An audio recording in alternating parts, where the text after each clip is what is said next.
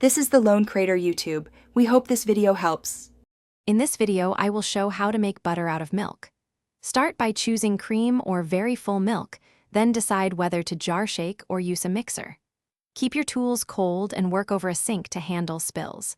Once fat separates, strain, rinse the butter under cold water, and knead to remove buttermilk. Pat into shape and chill until firm for best flavor and shelf life. In this video, I will explain how to make butter out of milk. Begin by gathering cold cream, a jar or mixer, and a bowl to catch buttermilk.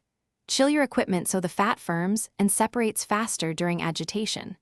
Measure portions to match your jar or mixer capacity to avoid spills. Label your bowl for leftovers and set a timer to check progress every few minutes until solids form. In this video, I will help you make butter out of milk with simple steps. Start by shaking a jar vigorously or running a mixer on medium until you see clumps and pale liquid. Stop and pour off the buttermilk, then press the solids into a mass. Rinse and knead under cold water until it stops turning cloudy. Season with salt if you like, pat into a shape, then chill to firm. Thanks for watching.